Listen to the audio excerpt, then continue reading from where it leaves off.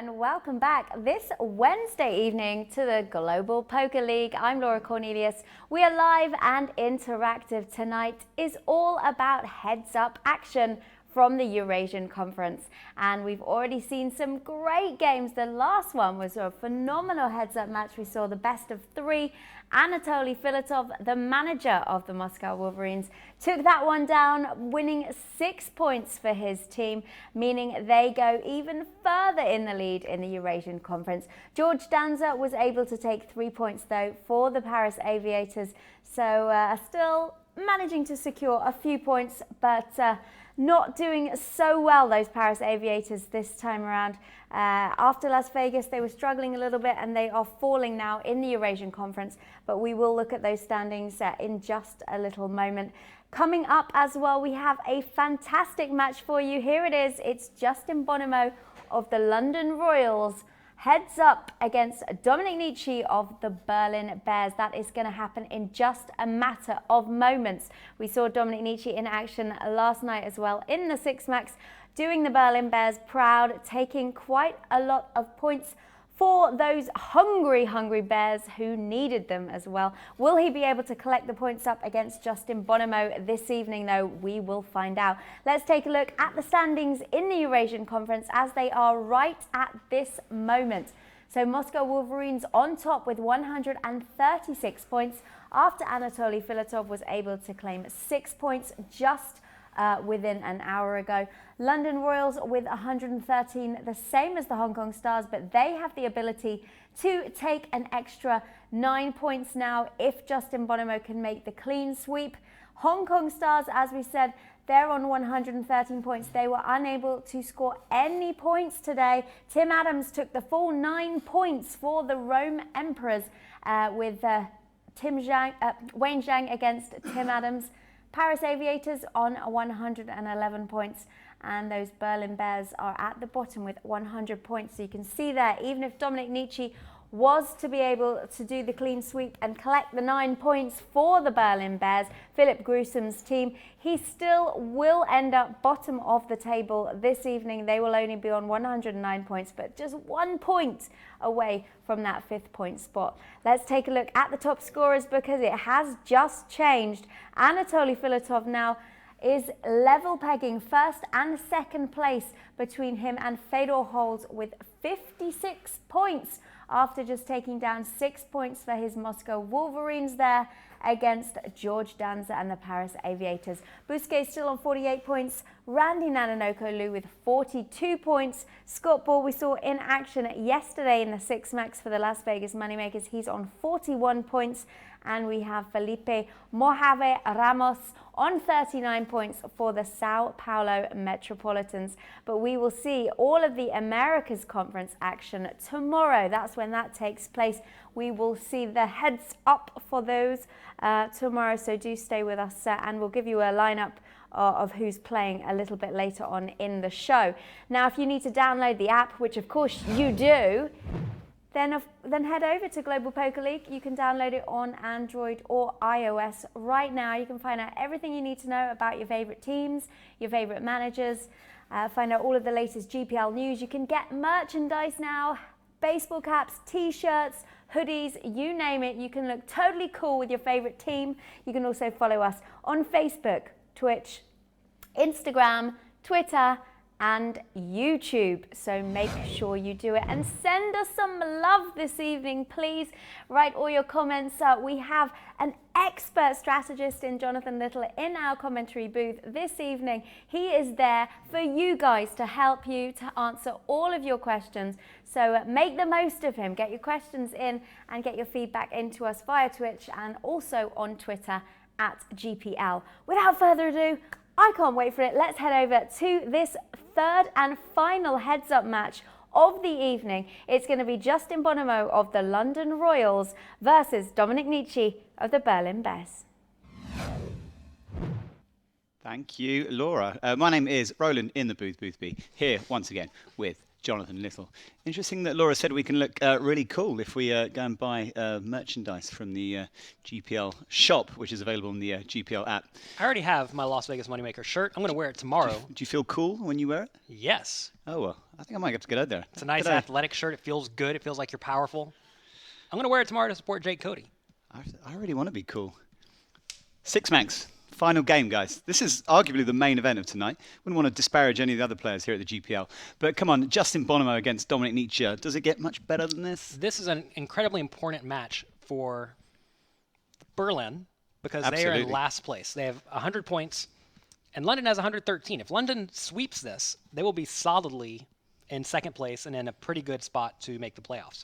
If Berlin sweeps this, they are right back in it. Well, if Berlin gets swept, they're looking pretty rough. I mean, those of you who pay attention to the standings just then will notice only 3 points separates second and fifth.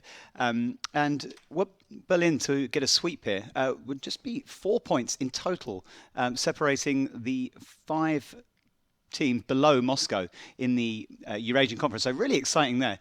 Here's Justin. I mean, what more can we say about this guy? One of the best to play the game. Highest points on the GPI rank of 12 million in earnings. I think that puts him 30th on the world all-time money list. So yeah, this guy doesn't mess around, does he? No, all he does is win. You don't want to play with Justin Bonomo. He's going to make your life tough. He uses a lot of small bets, a lot of huge bets.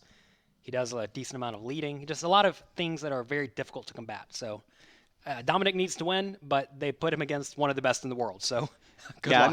I mean, you know, as a fan of poker, this is about as exciting as it gets when it comes to a heads-up matchup. Should have both these players on webcam this evening. Hope to get a few nuggets of strategy out of them. Yeah, I mean, anything that someone like Justin Bonomo or Dominik say, you should be listening. If you want to learn about poker, if you want to get better, listen to the best players in the world, and we have 2 of them coming up very shortly. Yeah, Justin's just had looking at some of the things Justin's been doing recently. Coming off the back of it, really impressive World Series. 1.4 million in cashes. He picked up third place in the 10K 6 Max. He had a third place in the 10K stud, and then that agonizing defeat to Brian Rast in the 50K Players Championship with that kind of infamous final hand where he makes the Broadway straight against Brian Rast's full house with the ace-10. Pretty brutal hand. But yeah, no, Justin really one of the best players around.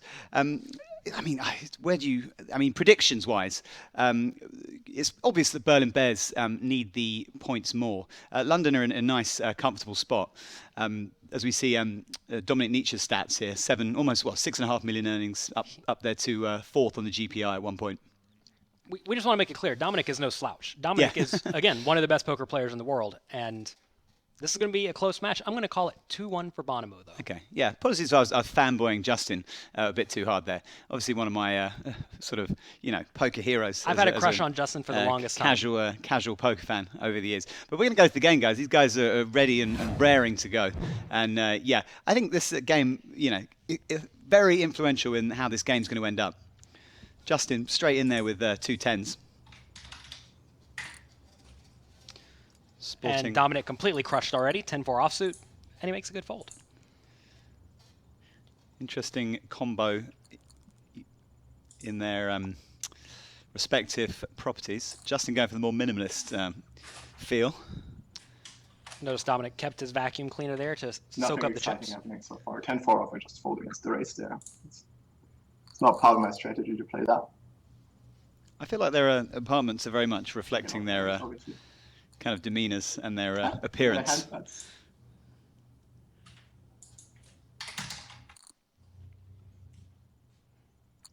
Most likely a call here.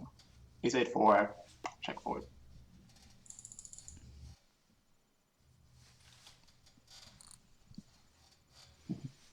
I just take it. It's a small c-bet though, so might have to start defending a bit wider, but kings have no backdoors. And it's slight backdoors, but I'm still folding. There's no point.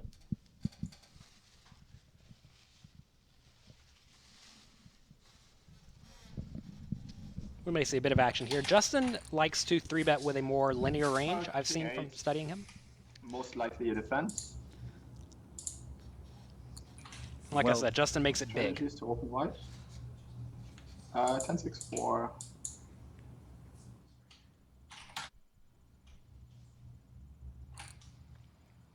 Here, Justin's actually at a standing desk. I have a standing desk in my home as well. If I can model myself after Justin Bonomo, I am happy to. I can defend that sometimes, so I will. How can you be sure when someone's at a standing desk? I was Just the told on height. Skype. Ah. That's fun. Interesting call by Dominik there with the king high. He gets a great card for him. Facing a Justin check here. I think a bet here is mandatory. The question is how much. How much do we want to bet here? And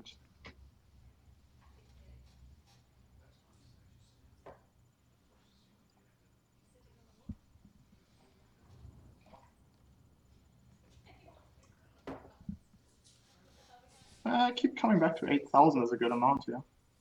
It feels natural. I'll bet 8,000.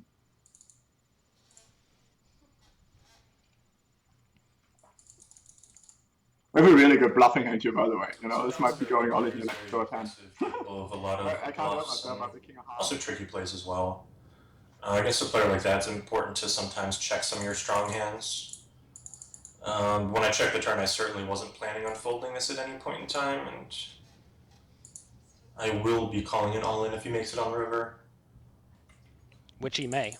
It's kind of dubious. I'm not like super excited about it. There's obviously a lot of hands I can lose to. This is actually just a pretty good spot. But it's just too high up in my range. Well, this could be a really quick match. 90% sure I'm calling. I just want to think this through. I can't help myself when I have the blocker You could- straight and the... You could have a worse 10 for value. It's so easy for him to have a bluff. Like, the fact that he called the flop doesn't really mean much. And I think some of his frequencies are too bluffy, so yeah, I gotta call this for sure. Alright. And that's game one. Oops. That will happen. 4 hands, guys. 4 hands. I think Dominik Nitsche summed that up pretty well when he said, oops, at the end. Could that hand have gone down slightly differently if Dominik hadn't picked up the absolute sort of gin bluff card on the turn? Well, he could have folded to the initial 3-bet. King 8 is not a fantastic hand to defend with, but we do know Justin likes to 3-bet a decent amount. I mentioned Justin likes to 3-bet with a linear range, which means hands like Ace 10 and King Jack, which actually makes defending stuff like King 8 much worse compared to if Justin's 3-betting a more polarized range like 8-6, because you're dominating 8-6, but you are dominated by King Jack, for example. Here, Dominik was not dominated, but he wasn't loving it either.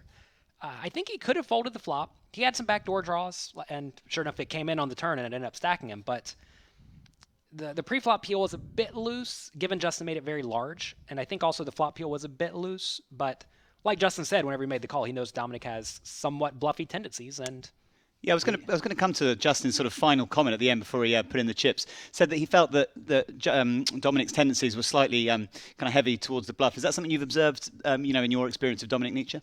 I kind of view Dominik as just being a good, tight, aggressive player. I did not think that he was necessarily overly bluffy, maybe just a little tiny bit. But I think if you look at a lot of the best players, they are slightly more aggressive than they should be because the average poker player you're going to play against in a casino plays too tightly. So that's just playing good poker a lot of the time. But I like Justin's check on the turn and his check call. He knew for a fact that when he check called the turn, or when he checked the turn, he's check calling the turn and the river. So yeah, it's always important to have a plan. Interesting that he sort of set out his plan for the hand and then slightly doubted himself, then went through with his initial kind of read. I don't think he doubted himself. I think it was more so like, well, I could be losing here. And he probably does lose there maybe something like 40% or 60% of the time. But he was facing a pot-sized bet on the river, so he needed to win only 33% of the time. That's important to note there. He may not even win half the time there. But that's okay, because he was getting 2-to-1 pot odds. If he wins more than roughly 33% of the time, he has to call. And even if he thinks he's going to win 35% of the time there, I imagine Justin's going to call versus a very great player like Dominik. So very, very quick game one. Yeah, 4 hands, guys. Going to get to the second game as soon as we can. Just to let you know, that was London Royals taking the first 3 points there in that matchup. Berlin Bears needing the points slightly more than the London Royals do. But anyway, we're going to get to the second game here. Dominik Nitsche on our left, looking to recover from that early setback. Might have been the quickest match in GPL history there. Nice hand, Justin. Nice hand. Have a word with Chance Corny. Getting close. I defend, I think, Jack 5. A bit wider. 2.5x though, so.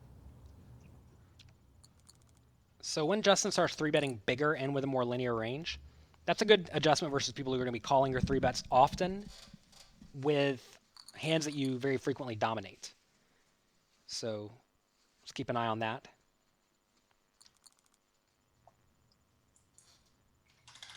That's something that Justin does a bit different than some of the players, like Olivier Bousquet, who tends to 3-bet more polarized, or Timothy Adams, who we saw earlier, 3-betting a little bit more polarized. If he does one of the small bets, I might be tempted to. He checks. It's fun. All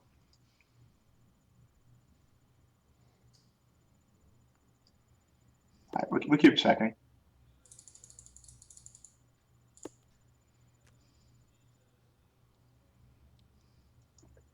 So does Dom go for it on the river with a very weak hand? Well, Bonomo probably has a marginal made hand at best, but he may call with something like king high. Or he may fold this too. I think he's probably getting looked up though. This turnout's bad enough for me that I can fold it. All right. So snug fold. He certainly could be bluffing there. I think Dom knows that I'm checking a very wide variety of hands on the flop there. I'm not the auto c-bet type like a lot of people, so my range is pretty protected. I'm even capable of checking aces twice there. When it runs out Jack 10, that's one of the big reasons he folded, because a lot of those hands would be hands in Dominik's range. It's important not to always c-bet the same type of hands, because when you check, you just become super easy to play against, if your opponent knows you. And against good high-stakes players like Dom, I end up playing against the same guys over and over and over, so... And Dom's smart enough that, like, any type of inconsistency in my range he'll be able to pick up on, given how much we play against each other. I'm not going to say any names, but there are definitely some guys that play high rollers where when they check, you kind of can put them on very specific types of hands. If I had a Gur 9, I bet. Slightly weaker 9, as in a 9-8. Just check here. I think Dom uses a randomizer while he plays, which I do too. Like, there's some hands that I want to see bet 75% of the time, and I will actually randomize that against good players. Bad players too. I'm much likely to get more exploitive if they have obvious tendencies. If you study with a lot of game theory optimal programs, you'll see that they suggest betting some hands, say 75% of the time, or 62% of the time, or 4% of the time. And you need to randomize that somehow. How does one randomize from a sort of practical perspective? I think that was a mistake by Dom. I think that hand is just way too strong to check turning river with. That's a really bad hand there. Notice Justin picking up on that tendency. Ways to randomize. You can look at your like so much of watch. his range is just complete air, and he wants to be able to bluff some of that stuff. If he wants to bluff it, he has to balance with value bets, and that hand's perfectly good enough to value bet. I have to call the majority of my ace highs in that river, I think. You can tell yourself before the game starts if the card on the right-hand side in your hand is a spade you're going to bluff. Pretty good to call to. That's your 25% bluffing hand. I'm not going to fold. So I want to kind of hear his None process. do. Let's try that. One of these boards where They may not need us commentators for this match. We have two great players talking, so maybe it's just best to sit back and listen. I'm going to go get a sandwich. I'll be back in. How long do you think this one's going to take? At least 3 or 4 more hands? Really interesting that he says he thinks a bet is mandatory on the turn.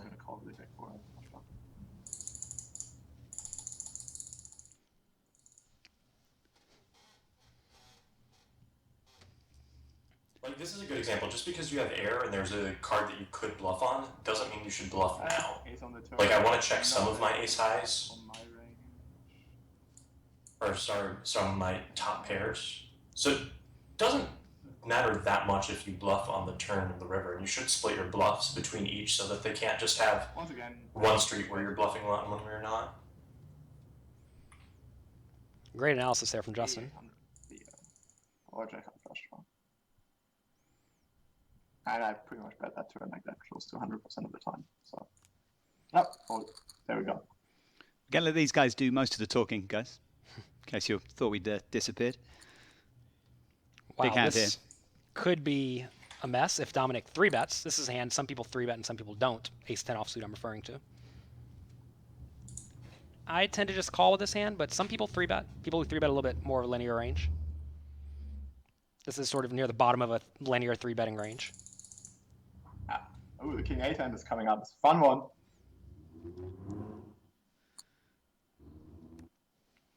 Notice Bonomo just calls to keep Dom in with everything. He doesn't want to let Dom fold.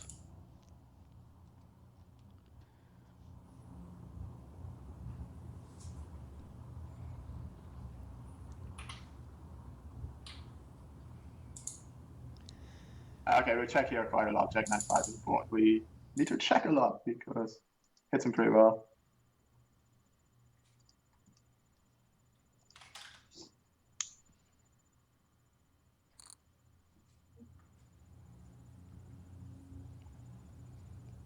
Small bets are very difficult to defend against, especially whenever you're checking if you're not checking some of your best hands. I'm facing a bet here from Justin. I might just lay this down immediately. And she's a small. Just generally more polarized. I do happen to have aces this time, but generally it's a 3-better that's much more likely to have aces in the super strong hands. We're just gonna lay this down here.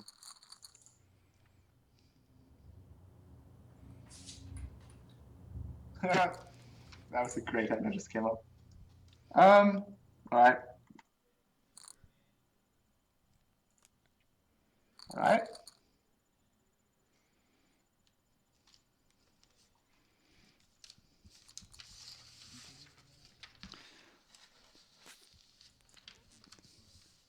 Follow the GPL on Twitter, guys, at GPL. Always use the hashtag GPL to follow along the conversation and to give us any hints, thoughts, or suggestions on the Global Poker League, and anything you might have to say on our product. Opening up. Any questions for my co-colleague here, Jonathan Little? There you see in the top corner details of our application, available on iOS and Android. If you want to rewatch that hand where Dominik made the very nice bluff that did not work so well, you can do that on the app. Every hand played in the GPL is available on that app, including the first online face and the Summer Series. Find the standings, stats for every player in the GPL on there. And of course the merchandise store, which is about to explode, I can assure you. We'll see if Dom likes to 3-bet this hand. He does not. He likes to fold it. This again going back to what I was saying earlier about how, well, maybe Bonomo's not 3-betting these hands, and it seems like Dom is not either. They're liking to fold those. Jack 4 offsuits. The 2.5xing. No. Okay. As King Queen deuce, most likely going to be checking. One benefit of widening your value 3-betting range is you can often add in a few more bluffs, which will just make you generally more aggressive.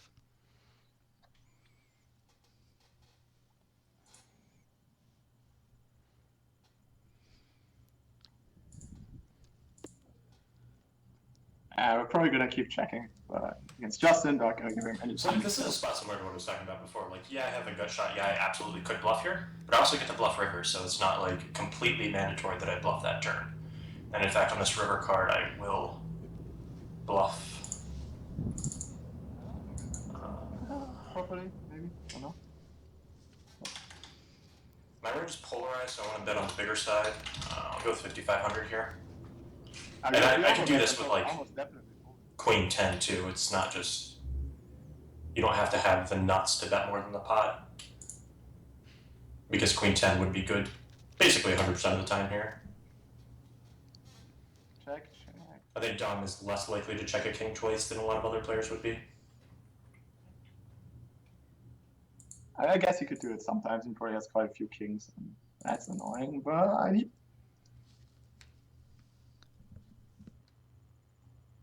Nah, we're not calling this. First instinct was not to call. Second instinct also. Fun bluff there by I Justin. started doubting myself. That was annoying. I don't know. Really nice spot for an overbet there, Right. Justin Bonomo. Justin makes a 2.5x. We are defending. And we brick. I'm most likely just going to check fold.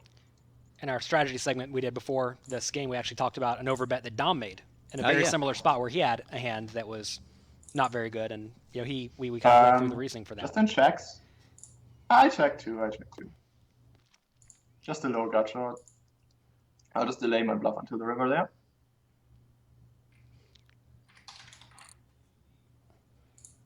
And fold.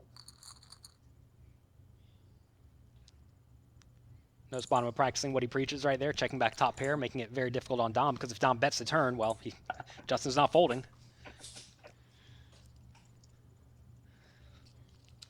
I feel like our forehand match is going to be somehow balanced out I by think we're opening like 10 by a marathon at no, some point. 10-4. No, these guys are waiting to fight. Just give them two reasonable holdings. We'll be done finished by hand 27. Bold prediction from Jonathan Little, folks. Let's see if Dom 3-bets this one. Or calls or folds. This one's so close. Again. You got to be a little bit gun-shy trying to bluff Justin Bonomo. He does not like to fold too often. He calls a lot of 3-bets in position, as he should. Ooh, yeah, what Justin's saying in the commentary is pretty spot on as well. It's definitely right about the some guys playing very consistent.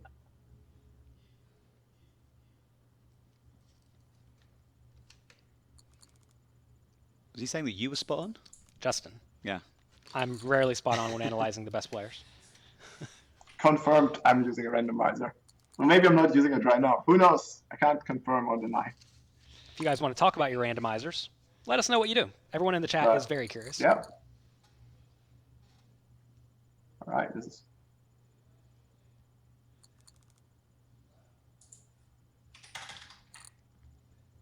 this is a pretty clear-cut defending hand, for sure. With antes.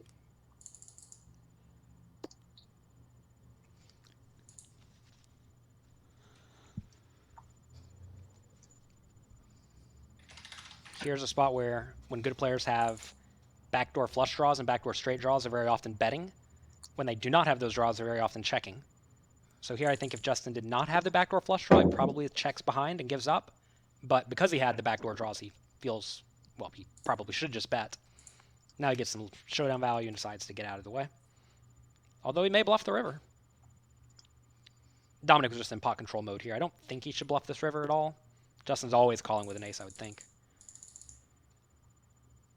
This is just an annoying spot all around. I'm not going to defend the jack here. Yeah, enough no pair hands that I don't want to be bluffing with fourth pair, even though it's almost never good here. I guess I got lucky there that he did earn some showdown value. 6-4 offsuit.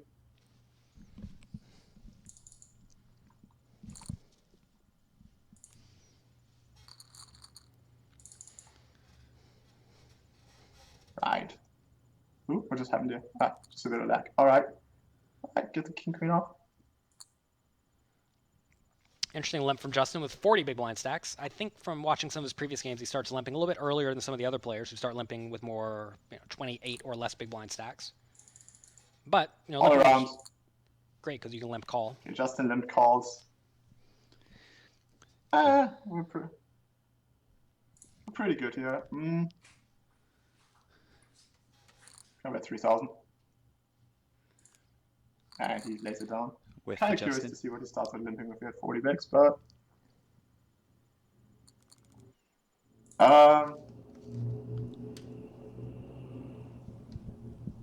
yep, that's a raise for sure. With antes, I want to raise jack 4 off there. I tend to reduce majority. The time's gonna be a check for me. My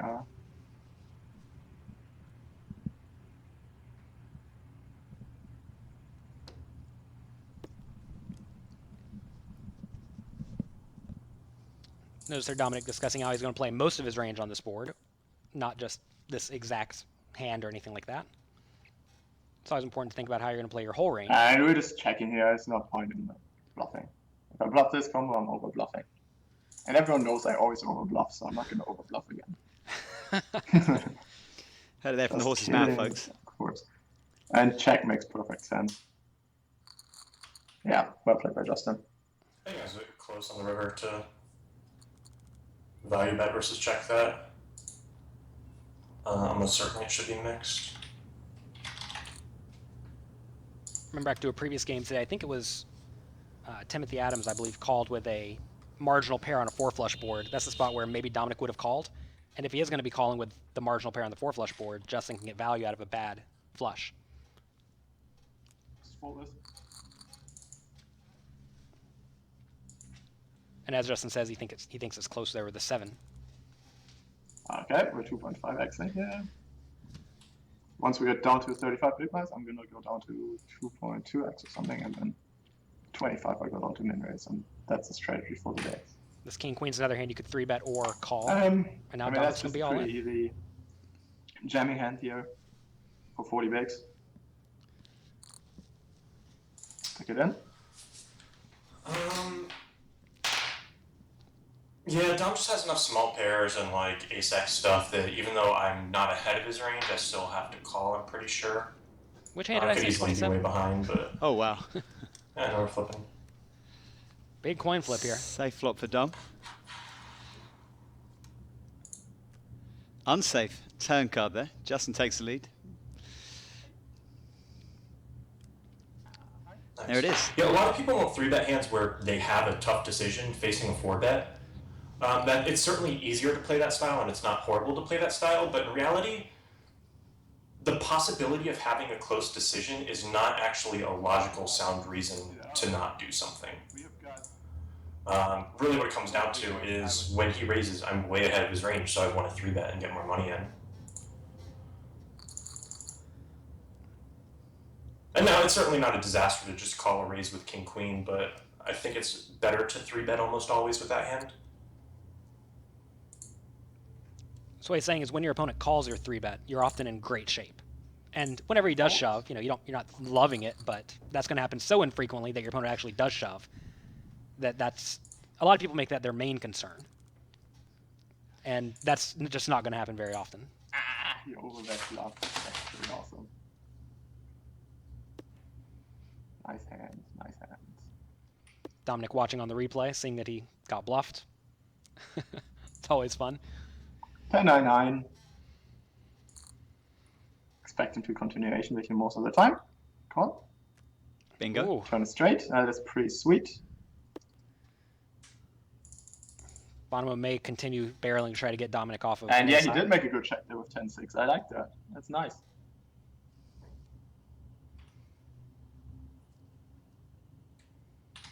And he did make a good bluff on the river. That hand is very well played. I like it. Snap call by Dominik. I know the river double cares.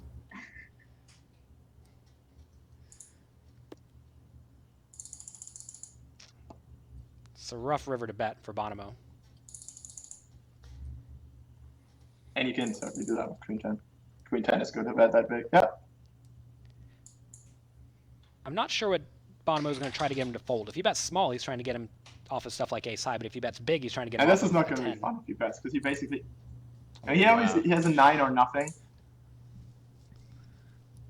I think he has a 9 or nothing here almost all the time. The question is, what nothings does he have? Notice he has Dom all in with this river bet.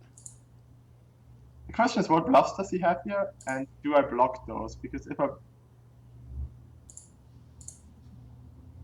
The question is, what bluffs does he have? And how do I do against those bluffs? Oh, this is really gross. Dom's living the dream over there, being put in a horrible spot.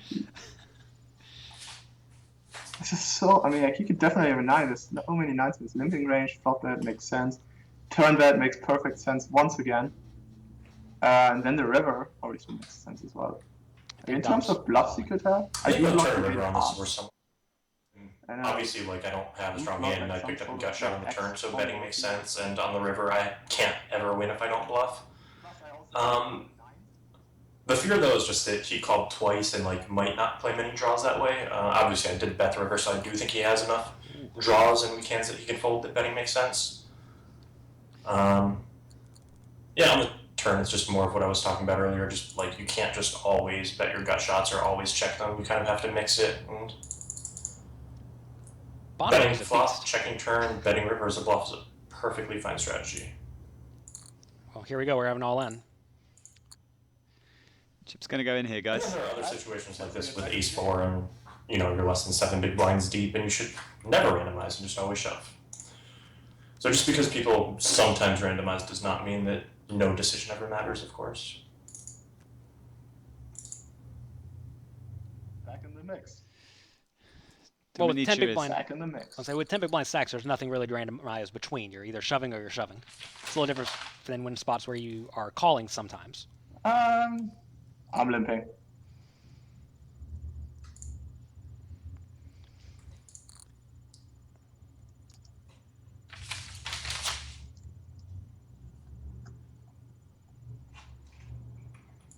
Dominik a long way from him out of the woods, even despite that double up. 10 big blinds here, facing a limp. It's gonna go either way. I'm gonna check this time. Jack F4. Justin checks.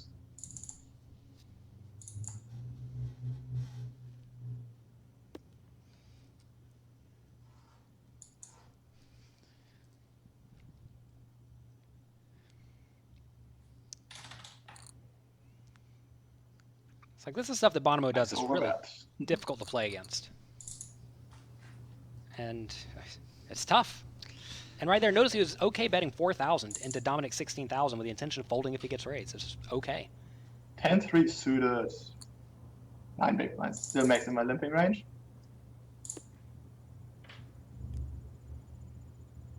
Now we're stepping on that board. Stepping most boards.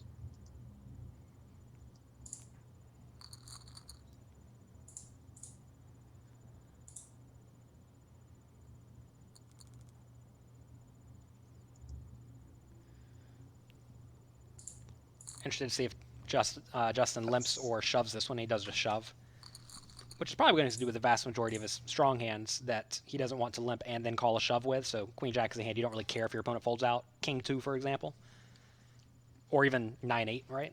But if you have something like Ace Jack, maybe he decides to put that in limping range if he has one. It's quite close though, this one. Want to thank the players for talking strategy. I enjoy learning here. That's gonna be going all in. It's like right here, does he limp or does he shove this? And I mean, this is enlightening stuff because I know I don't have much of a limping range with 7 big blinds. I But jam quite a few suited King X over limp in the stack depth.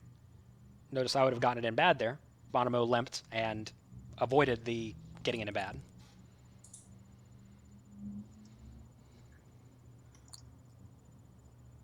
I jam properly. 10-8, I'm gonna limp. I think that's a good, reasonable strategy in that spot with this stack depth.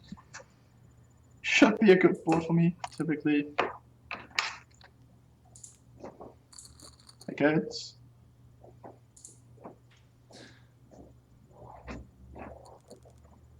That one's easy. Listen. First walker, what was that? That's just unlucky whenever your opponent's never giving you a walk, then all of a sudden they give you a walk and you have a real hand.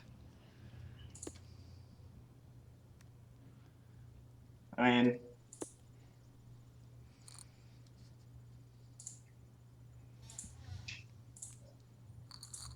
take it down.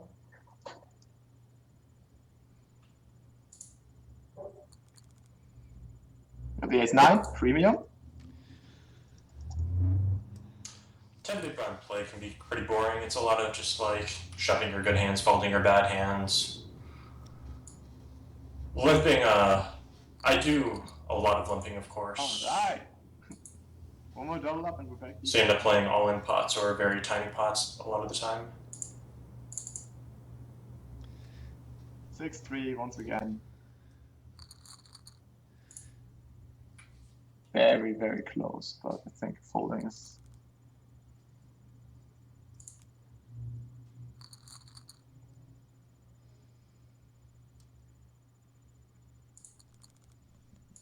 That one's a limp though.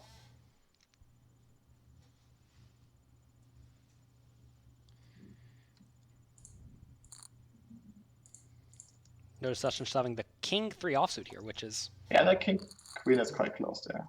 perhaps an adjustment. I'm not 100% sure myself.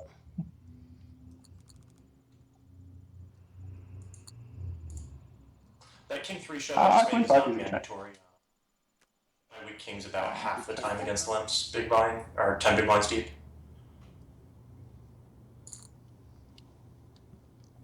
With a weak ace, I would say it is mandatory. With a weak king, not so much. Obviously, if you're shoving too many weak hands, they can just limp a lot more and call all in with their stronger hands.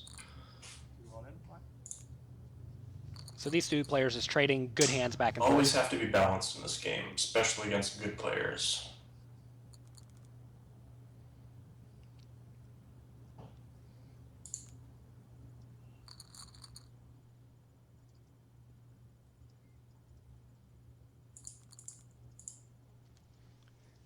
Let's see what he does with the aces. I wonder if he's going to just jam it. Wow, Dom had a street against me. I bluffed him off it with the 6-5. I do think that is a mistake on his part. I think that's too big of a hand to fold. I was quite surprised at his fold as well on the river. Getting 2-1. But he made it, you know. So cheap. Notice Justin did not just jam these pocket aces. He did something different. Just a set for Justin. Justin. I wonder if Justin does That's like the bluff you have. It's so annoying. the small areas with anything else. I block your 8x, block your jacks, something. I do even block your heart of some kind. Do you think one of the best features of the GPL is seeing players and how they react to I hands think that have it's much happened 10 minutes ago? Really fascinating. We need a small image of the screen they are watching. Yeah. Right down here on the bottom between the two of them. Right? God, that's annoying. Did actually suggest that at I one think point. I'm much better calling with the 10 and no heart there. That's fun. This is somewhat close, but it's a fold. Queen 5 off. A couple of big blinds shorter than I would have called. Look at Dom watching the screen. He's so disgusted in himself. It's so brutal when that happens. I know. And you sort of know, you see the hand at the beginning, you see the hand straight away, and you still have to watch it play out. So what happens when you play against good players? Try and avoid that. A lot of people say they don't like, or they like playing against good players because they think they play in a more predictable manner or something like that, and they can never know where they are. But that's just not true. Here we're gonna have an all-in. Chips will be going in here, guys. Dom's going to have to spike something. Ace Oh, deuce 2 club. That's a flop. decent start for Dominik. Put a 5 up there for fun. Okay, Oh, thanks. Put a 6. An 8. And that's Okay. a safe run out for Alright, 2-0 stack. Justin Feels Bonomo. good. Justin will go 2-0 up in this final. Definitely gotten some lucky breaks against him. That last hand was an extremely standard cooler, as well as our coin flip earlier, the 8s versus King Queen.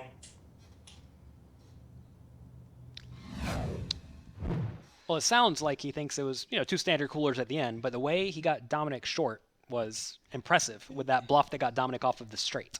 Yeah, there's one hand that I think everyone's going to be talking about off the back of that game. Dominik turning the straight with Jack 8 after flopping the up and down, and Justin, by the river, taking him off it on the double paired board. Incredible. Well, so Dominik said after he saw the hand replay that he would be more inclined to call with a 10 than with a straight, which is kind of interesting because there he thinks that Bonomo is either bluffing or he has a full house. So his hand strength doesn't actually matter that much because they lose to the same hands pretty much. They all lose to the top full house.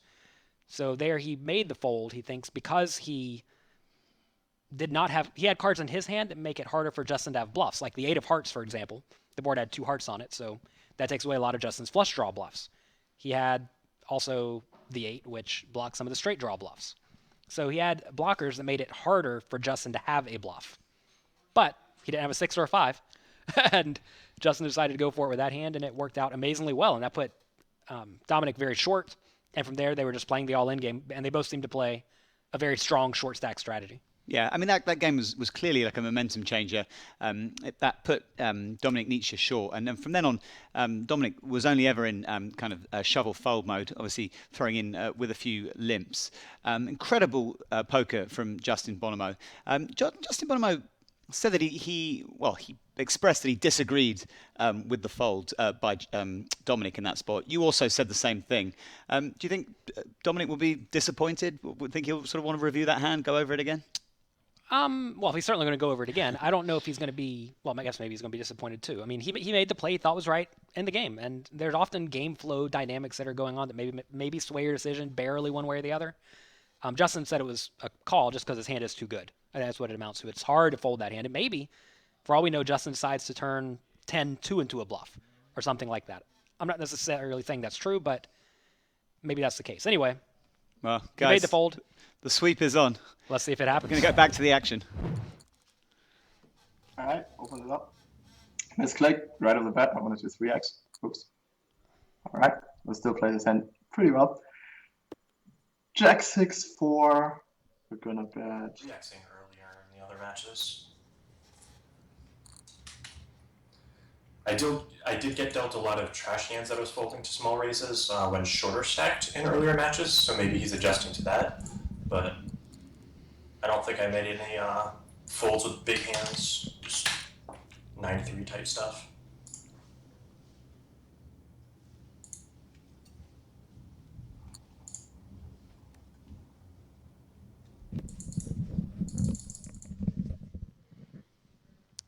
Top pair again for Justin. Let's see if we can get any money out of Dom with this absolute garbage hand.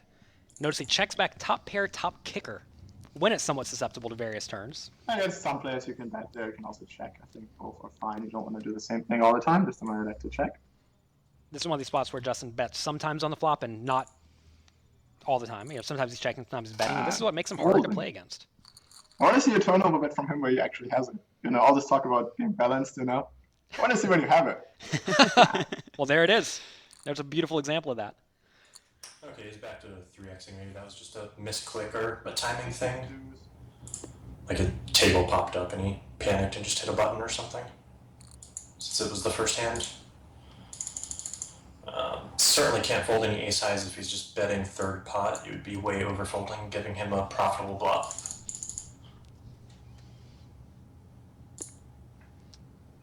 What Justin means by that is if he's folding ace high, he's folding out too much of his range. I mean, he'd probably stick around here with king high. Things continue to go well for Justin. River in the best hand. I don't have too many bluffs here, but I think this is high enough in my range that it's still good enough to value bet. I don't often go for over bet sizing when I've called the flop on a dry board. This is about as large as my bet sizing gets in that situation.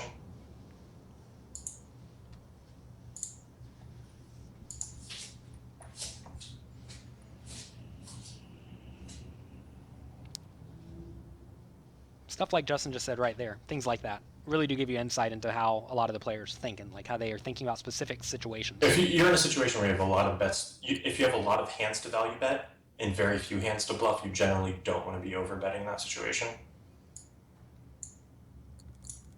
If you do, they just have an easy fold. You don't want to give them easy folds. You want to make every decision miserable for them. I'm gonna 3-bet. Like a third of the time here or something. Oh, that just landed on not 3-bet. So call him. Maybe this is a 3-bet hand for Dom, he says. Perhaps. No equity, no fun.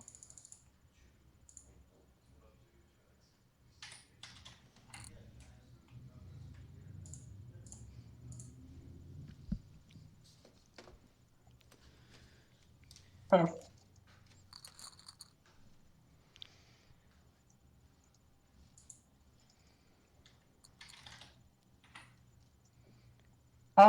Raise it up, obviously. Notice Justin's playing somewhat tighter than other players, and that's because Dom is making it 3 big blinds pre-flop and not the 2 big blinds or 2.25 big blinds we've seen from some other players. Ace deuce. Gonna take a majority 3-bet approach against Justin, who likes to call 3-bets, and I make it 3.5x. That seems fine. Interesting 3-bet with this hand. This is a hand a lot of players just call with. And we may see some fireworks on this one. That was a fun one. Ace 10-6.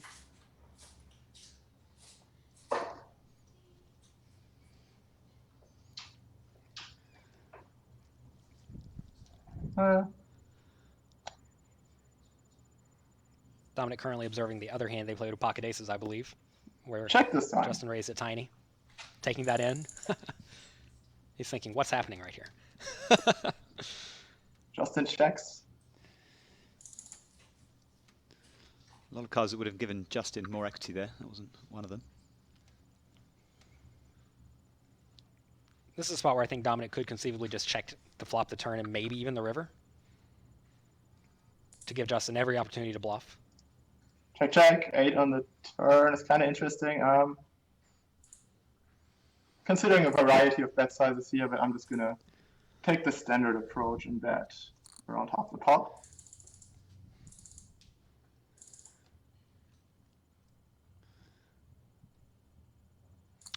Tough spot for Bonomo here. I mean, the king high is good sometimes. Obviously, the straight draw is good.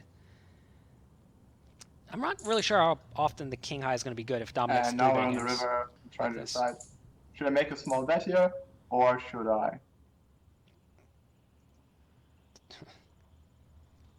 This is going to be a thin bet if I'm you going to value elect bets. to check. Seems like I a think good, that's completely fine. good checking spot to me. The board are not pretty bad. If he bets, he could easily get raised and be in a miserable scenario against someone who's like Justin, who may decide to turn this hand into a bluff. Let's see if Justin goes big. Although maybe he's just trying to get Dominik off of a 10 or worse, but he does go facing big. an overbet. Not surprising. This is a board run out that's great for Justin. Justin and his overbets. This is GPL, guys. I mean, I wouldn't be surprised if Dom looks him up after this, but this is a spot where you don't have a good decision. All of your decisions are bad or marginal at best. Wow, it was fun to watch Bonomo play.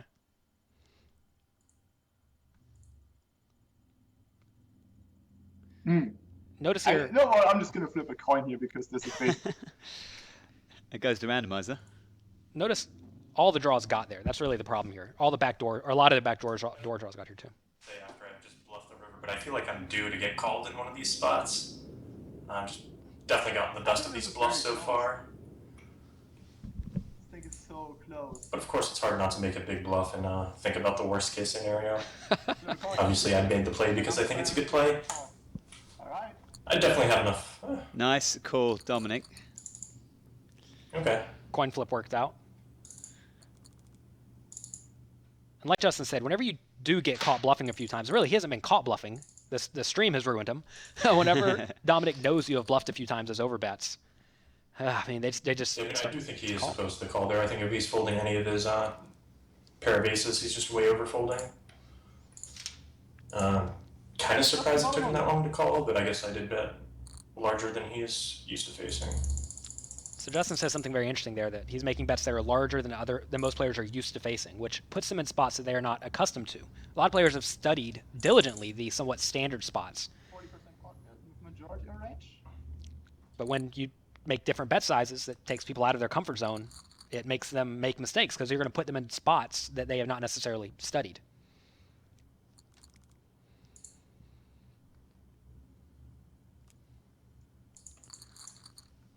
Follow the GPL on Twitter, guys, at GPL, and use the hashtag GPL to converse, liaise, interact with us on the Twitters. Also, give us your thoughts in the Twitch chat. This is the Global Poker League. This is the online segment. Don't forget to download our app, available on Android and iOS, GPL TV. So many really incredible features on there, including the merchandise store. You can buy hoodies, you can buy t-shirts, you can buy caps. You can be cool.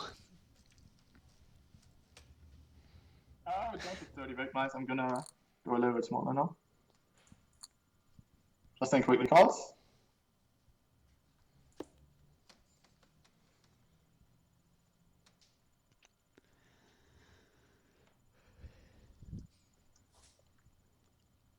We're gonna just bet here majority of the time. Higher frequency c-bet. Someone's in trouble. Be careful. Lock the doors. Who looks No, more that's worried why by I the was sound of just- the I potential wouldn't- sound of sirens? I wouldn't disrespect you on the basis of one match. That's funny though. Yeah. That didn't happen. Yeah, still play 30 big blinds, kind of. Gonna go with the 2.2x. It's almost time for me to switch over to strictly min raising. How good would an on-air arrest Almost be for the time. GPL? Or an online, or a kick your door Nice, down on raid. where you overbet and you had it. Oh, that's good, man. I don't know. One time at the World Series, I flopped a set, and all the alarms at the World Series in the makes Rio just sense. started going off. Oh, wow. Telling my opponent that I had the set. He didn't believe it, though, and he still Yeah. paid me. That's how much of a tell box you are. Yeah. You literally set off fire alarms. Every alarm in the building went off when I have the nuts. Thanks. That's fine. Opponent didn't care. Did you get to play the hand out? Yeah. We just sat. Nobody leaves when the fire alarm goes off. We don't care. God. Dread the day an actual fire starts in the rear. Well, yeah, we're done. Yeah. Well, I dread the day fire starts in this building, actually, here at the GPL HQ. Interesting bet on this exact board from Justin. Hold up. I think this is one you see players check behind sometimes. Although, Justin does like to go for value, and you can certainly get called by various gut shots and open into straight draws. That just shows Justin being very comfortable and not opening the 10-5. being afraid to bet with the intention of folding is what it amounts to. Justin quickly calls. I assume he was going to fold. Maybe I'm completely wrong about that.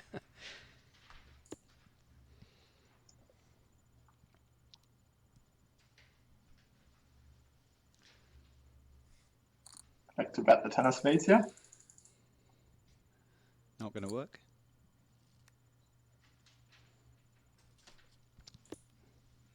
It's always an interesting spot where if Dominik goes for 3 barrels, I wonder if it gets Justin off of a queen by the river. It's a spot where Dominik could certainly have an ace, and Justin could have all sorts of draws and whatnot. And 10 high is somewhat unlikely to be good at the river, if they do check it down on the turn in the river.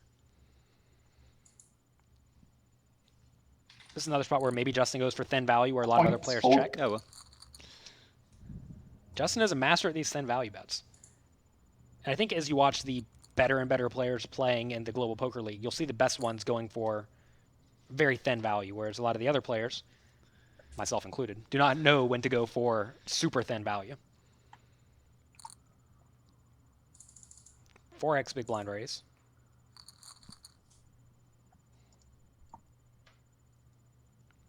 Justin does limp quite a bit earlier than I would. That's pretty cool. It's all fine. 5-2's offsuit. We're certainly in limping territory now.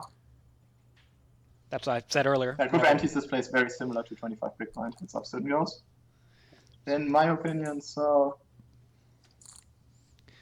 Why we pay Jonathan Little the big bucks? I mean, that's just a descent. There's no randomizing going on with descent.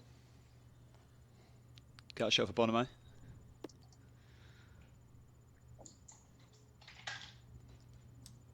That's a good hand coming out there, right there. I like it.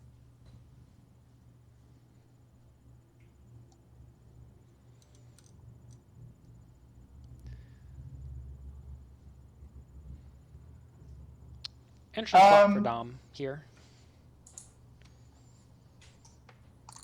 Taking a check raise here. Getting after it, going for the check raise with the backdoor draws. Does get Justin to fold.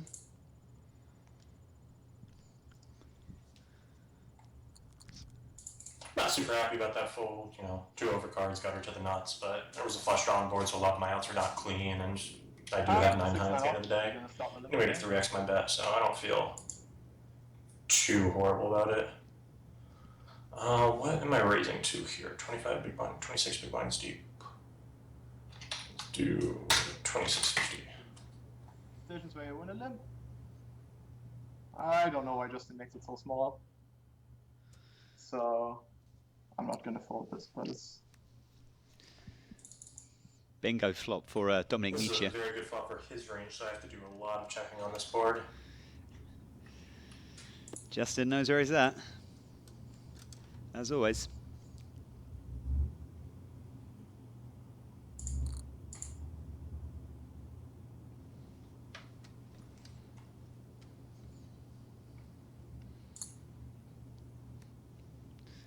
Notice here again, Justin not folding in a lot of these spots where he has something kind of marginal. And that's something else we see a lot of the very best players doing. Even though this board is not great for Justin by any means, he's still not check folding this hand. Although he will fold this hand to additional barrels most likely. And that's something a lot of amateur players don't really understand. They think if you check call the flop, you just have to stick around. But that's not necessarily true. You can check call the flop and then check fold the turn. You want to be check folding some hands on the turn. Good river card, but I think he's good enough to be checking some straights here, and he'll be bluffing some rivers. So I'm just going to check rather than value bet. I think value bet would be way too thin against someone that's balancing their range well. Rough round for Dominik Nitsche. Probably feel like he can't catch a break in this game. Really nice thought process from Justin throughout that hand.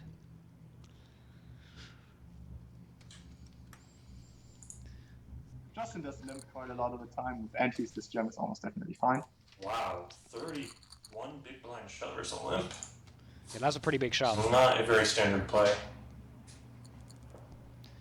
Normally you see that type of thing for 20 big blind stacks. 30 big blind stacks, it's quite large. And maybe that's something that Justin can exploit by limping with these deeper stack sizes where Dom said that he's not used to seeing people limp early. Do you think Dominik could be kind of voluntarily cranking up the variance against Justin, knowing that he's like, feeling like he can't outplay him? I don't know. Maybe. I don't think so. He probably just thinks that's the best way to play that a7 offsuit from out of position. Yeah. I mean, what are the alternatives? Make it 3,000 or 4,000 and get called every time? Mostly checking, yep. Just check and see the flop. I mean, there are no great alternatives in that spot. That's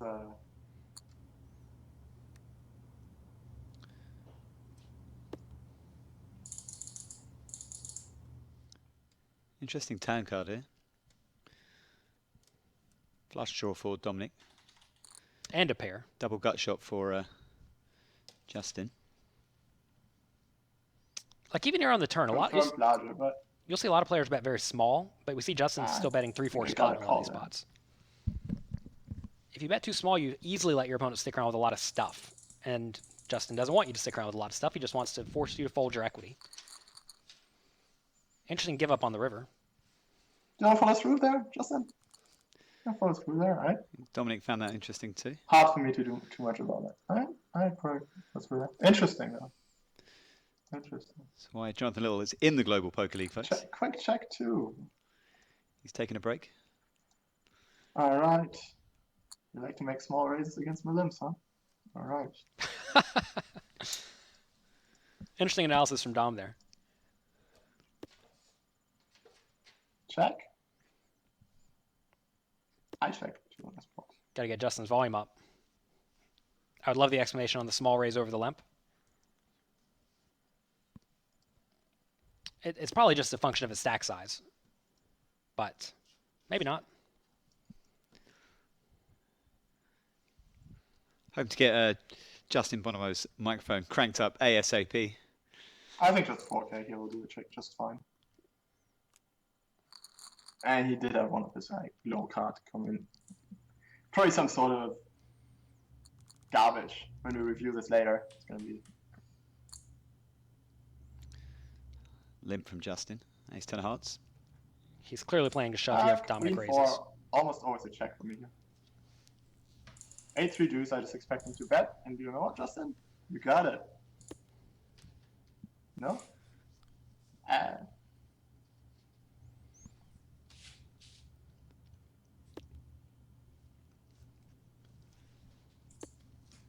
So Justin having to check down, because if it checks down, he probably wins. But if much money goes in this pot, he probably does not win. Let's see if Dominik decides to turn this into a bluff to try to get Justin off the ace or the king. Or maybe a 2. Trying to decide if I want to bluff the queen here. No, not the queen. And then just ace. I am cool with that.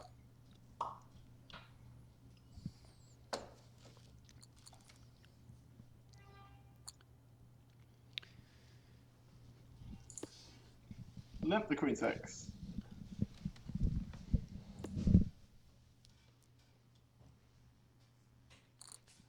That's the step. Limp step.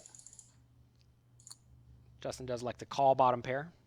This is another hand he may fold to an additional turn bet. But maybe not. He surprises me quite often. We're going to check the intention of calling a river bet. Ooh. So a lot of people look at this and think that Dom just made a huge error, but notice there that Justin only had a few outs, right? So he doesn't care. So unlike the spot before where I check called the flop, river checked, and I bet the river, this time the flop was pretty draw heavy, and I could have a lot of air. So since I have hands I want to bluff with, I want to bet bigger with my value hands and maximize value from them. Classic Bonomo. Like I could use that Jack 10, Jack 9, anything of hearts and so forth. Notice he realizes he could have a lot of bluffs here, so that allows him to bet big with his value hands. Whereas if he has very few bluffs, he probably doesn't want to bet quite as big with his value hands. King Queen. Definitely could have gone even bigger with this one. He does have King Queen, yes. Dom's gonna have a hard time finding the 5-2. Yeah, another rough spot for Dominik Nitsche. But what I was saying here is that notice Dom doesn't really care about that many That makes sense too. rivers. The only bad ones are, well, in this spot, a 5 or a 2 that's not a heart. So Justin was drawing very thin there. So that's why Dominik's fine checking behind on the turn. Check this.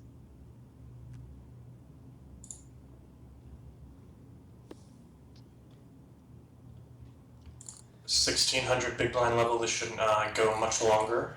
Of course, I'm hoping it goes long enough for me to win 2 all-ins, since he currently has a chip lead. And deuce in the muck.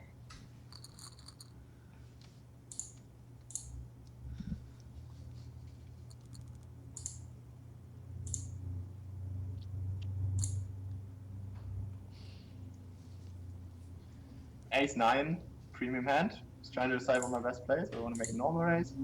Straight up go all in, which is effective against Justin as well. I could also just make it 4 times the big blind. Let's just try and decide. I think 4 times the big blind is the play. So we're gonna make it 6,400. Wow, he's still 4xing at this stack size? I think 6,400 is gonna be fine. I do not think that is a right. very good play, to be perfectly honest.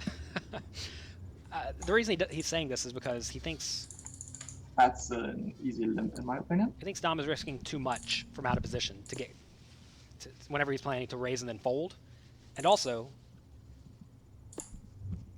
he's not going to get value from many things if he is raising for value. So I don't know. It's an interesting spot. Justin likes his smaller raises. Top pair and full diamond.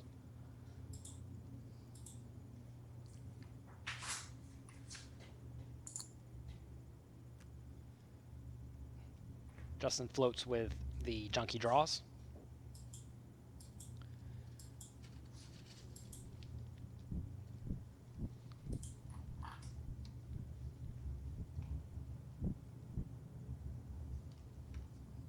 Ah, the stream died.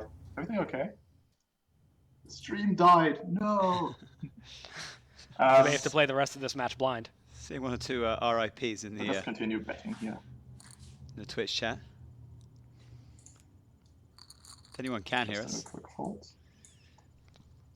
I mean, that board is just so much better for me than it is for him. I can just bet there. We are proceeding with this game. Worst case, you can always watch it again on the app. Yeah, guys. Leads me on nicely to the Global Poker League application, which is available on iOS and Android. Limping game, and the stacked up. Catch up on all the GPL fixtures. I mean, ace-9 deuce, I'm just gonna step. That's me c-betting every single hand on that board. Given that he most likely can't have aces. Since we both agree on the fact that his aces should be gems against the limp. We see a call by the middle pair, as Justin typically does. We're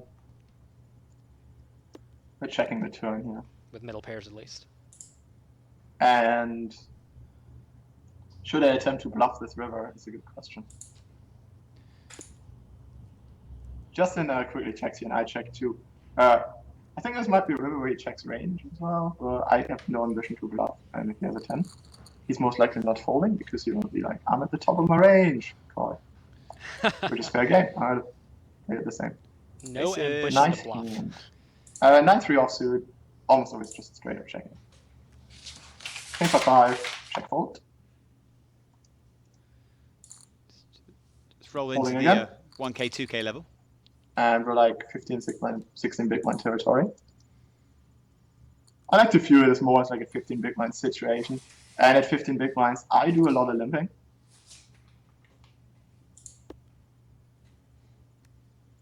Flop an overpair, aka. Well, it looks like the stream went down about 10 minutes ago.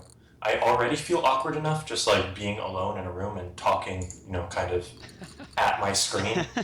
But now that I have no idea if anyone can even hear this, that makes it even more weird than normal. We can hear you, Justin. Check. Bet. Keep doing what you do. Okay, we're facing a minimum raise. It's kind of interesting. With the antes, I kind of tend to. I mean, yeah, you can have it raising range. That's fine. 7-5 offsuit barely makes it into my calling range, but it's certainly a call. It's certainly in there. Comes King 8-4, and I was gonna say something about how I'm gonna check and then fold it, but 6 on the river would be a disaster for Dominik. Quads are good. Quads are good. I'm gonna bet 6,000 here and follow through this bluff on diamond rivers. Obviously not 6, very obviously. He has a king, I'm very likely to get all of them. And then again, it is a pretty good bluff to take anyway, so I might just follow through on a blank river as well.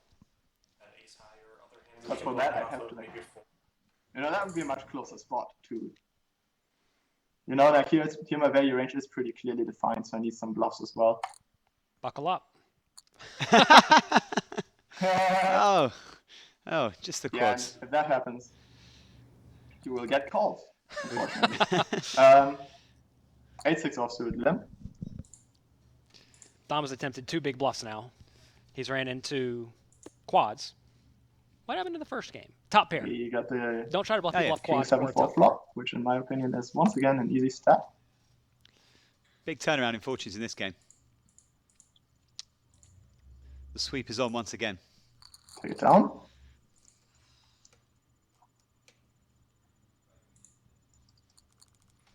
$10-5 suited, what are we gonna do? Wait for Justin to act.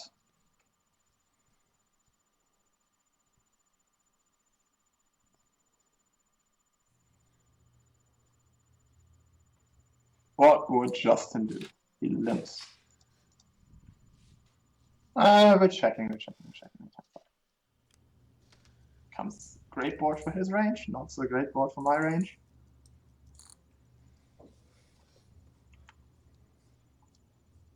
Folding. We're folding.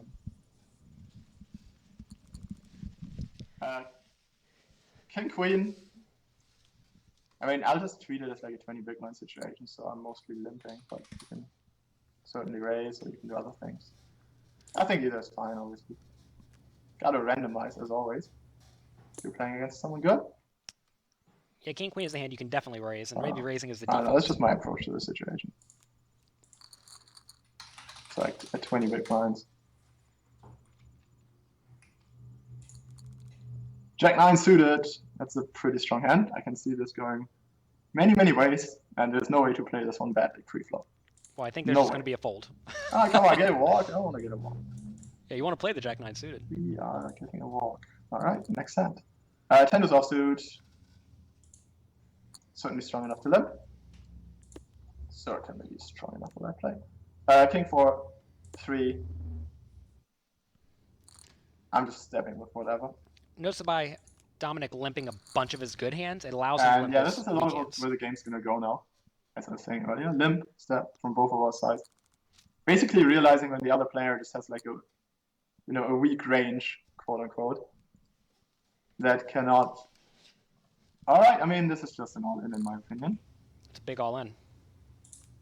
Certainly do a smaller raise as well, but with antes when it's close, I just favor the more aggressive play there. So we're gonna limp the queen deuce. I think I probably would have made the small raise with the ace queen and my nut hands Even a queen is and some bluffs. even like, yeah, I know, even that 4 is not gonna stop.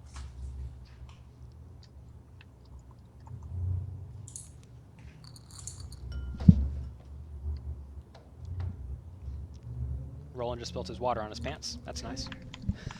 Yeah, onto a whole array of electrical wires. And you're wondering why the stream goes down. Anyone smells burning, Oh, wait, what?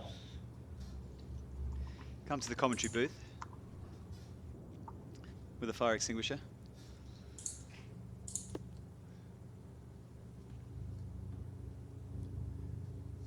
A couple of interesting flops that could... The game is paused, we are hearing, because they were disconnected from Twitch. Well, Hello. yeah, that was a slightly unscheduled pause in this Justin Bonomo against Dominik Nitsche game. We are trying to resolve the technical difficulties that have arisen here in Malta. The Maltese internet is almost always to blame. Believe it or not, it's hard to stream on Twitch. I do my own personal stream. Everyone who complains about it, you have to realize the internet is difficult. It's a difficult program to work with.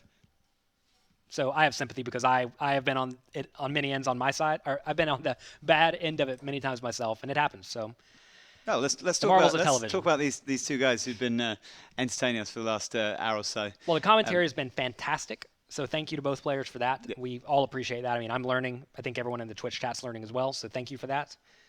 And it's been a battle so far. Both players are making great intricate bluffs. They're playing slightly different strategies with their short stack, and it's good to see the players varying their styles. And it's good to see two good players implementing their strategies and seeing where they differ. Yeah, very interesting that on a couple of occasions, Justin Bonomo, who's certainly not one to hold back his thoughts or opinions on any subject, has been quite sort of, well, in a way, honest about some of the plays of Dominik Nitsche. Justin is probably one of the top players in the world. Do you think there's a skill gap between these guys, or do you think? I mean, Justin's just kind of brought his better game on the day. It feels like Justin is a step above anything Dominik's tried to throw at him. Well, so we've mentioned earlier who some of the best players in the world are in the Global Poker League, and Justin was one of those who I threw out. So if I was playing against Justin and he told me something, if he perceived something I was doing as not good, I'd work hard to fix it. I would treat it as a free coaching session.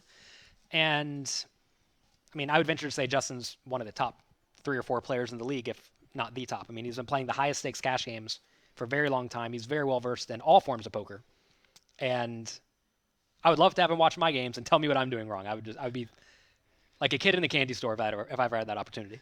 This was a game that this final matchup, obviously just to recap on what's happened so far, Justin Bonomo took down the first of the heads-up matches in only 4 hands, which was quite incredible. There was an incredible hand, ace-10, just for Justin Bonomo, and Dominik Nitsche deciding to shove river in a spot where he'd missed a whole world of draws. Anyway, we're going to get back to the game right away.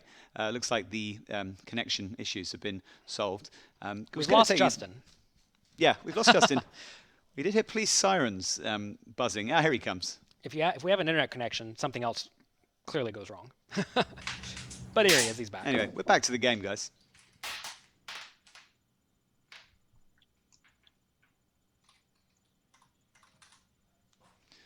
Of course, guys, just a reminder before the players get back to the action, as we see a Jack 10-4 flop, middle pair for both players. The GPL app is now available on iOS and Android, and you can keep up to date with the Global Poker League on the go, wherever you are. Keep up to date with all the current and historical fixtures, and all the stats, all the standings, and also that merchandise store, which launched 2 days ago. So like my randomizer is like very heavy towards the check spectrum, but I think this is a hand that I just never want to check on this board.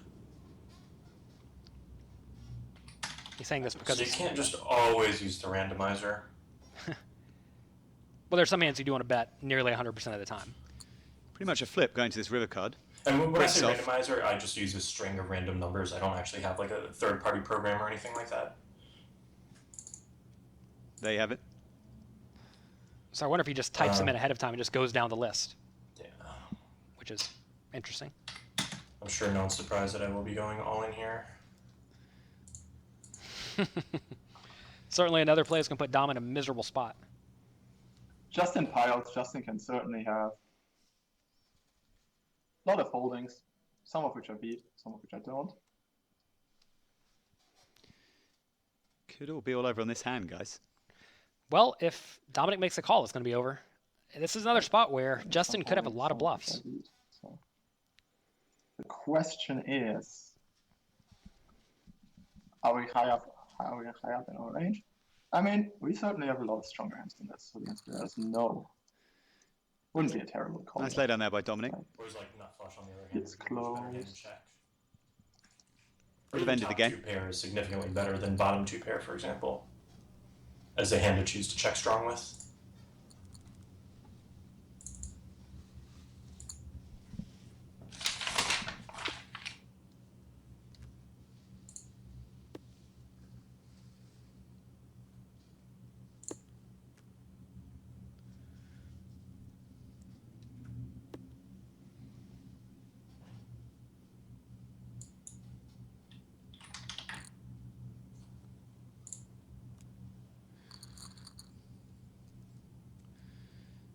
Dominik Nitsche down to about 12.5 big blinds.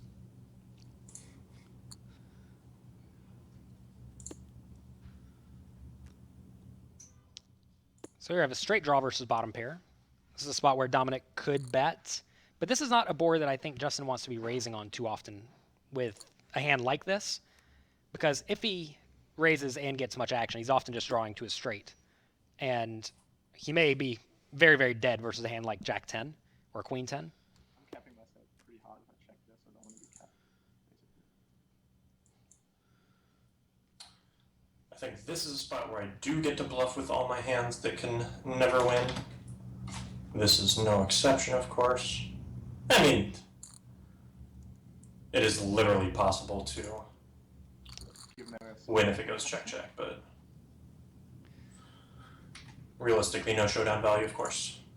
And that is a premium holding that we're not going to be able to. And we can certainly make a case for checking, but Justin has been limping a lot.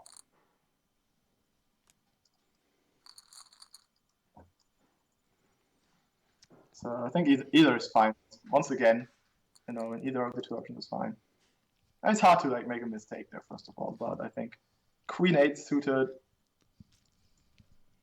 You can check that. You can jam that. A7. You can jam that.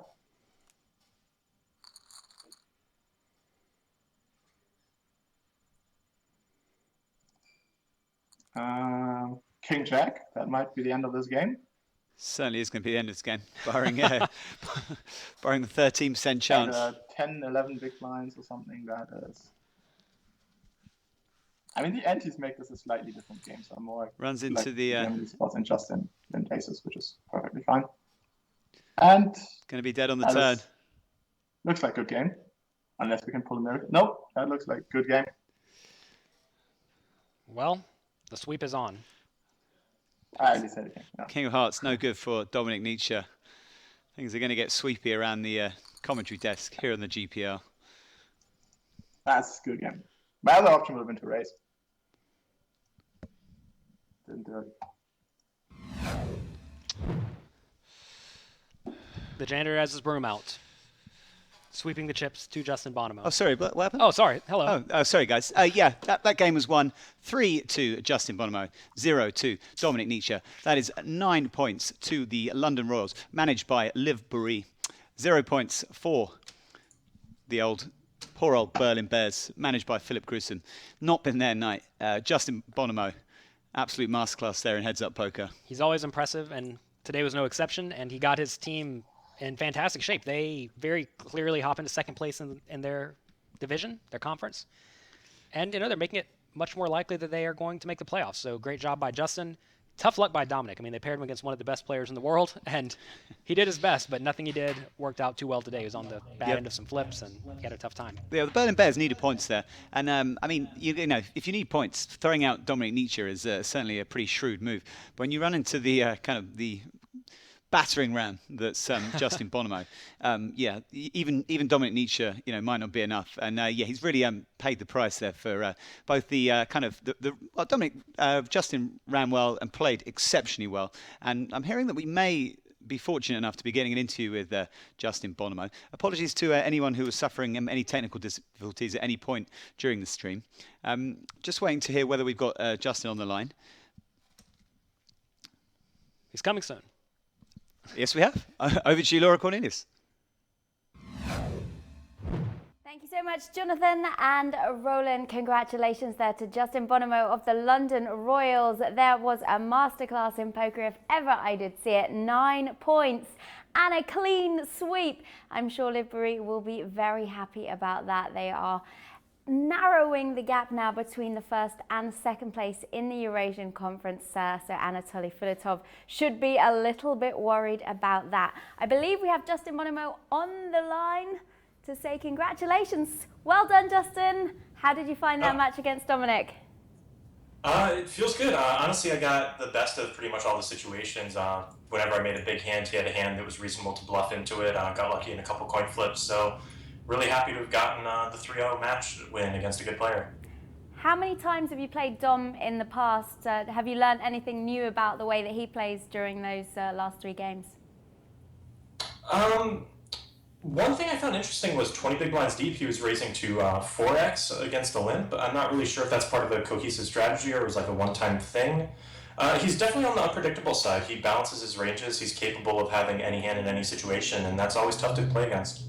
There was also one hand, I think, that everyone was talking about. It was in the second game when you managed to make him fold when he had the straight. If you can just talk through your mindset a bit there, because you thought that he made a bit of a mistake there.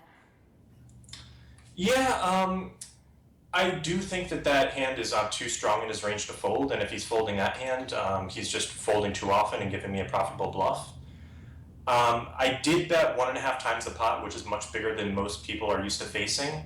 But even against that sizing, you just can't go folding 80% of your range because you're giving a very profitable bluff to the other player. It's certainly not a huge mistake. It doesn't mean he's a bad player or anything, but I think once he analyzes the hand, he will see that he was supposed to call there. Okay, well, 9 points for Miss Livbury's team. You must be very proud of yourself. Absolutely, it feels good. And no spankies for you. All right, thanks for having me. No problem. Thanks so much for chatting with us, and congrats again on the 9 points. Bye. That was Justin Bonomo there.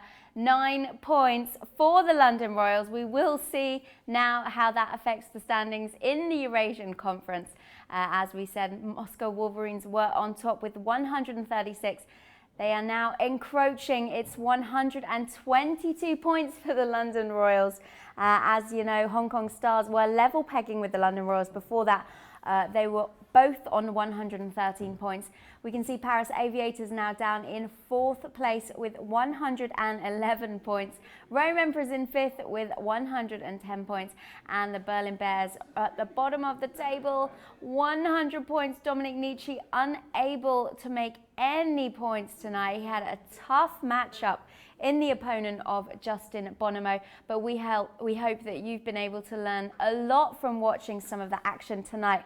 And also hearing some of the commentary, of course, from Jonathan Little and from Roland Boothby. We've got some excellent matches lined up for you again tomorrow. It's all going to be heads-up play, but it's from the Americas Conference this time. That is what your lineup looks like for tomorrow. Quite a few big matches there. So starting off, just bringing out one of the best heads-up players in the world, Olivier Bousquet for the LA Sunset versus top of the league, Montreal Nationals. That's the manager, Marc-Andre Ladouceur, playing for them. Then we will see Byron Kaverman in action for the Sao Paulo Mets versus Tom, the Big Cheese, Marchese for the New York Rounders.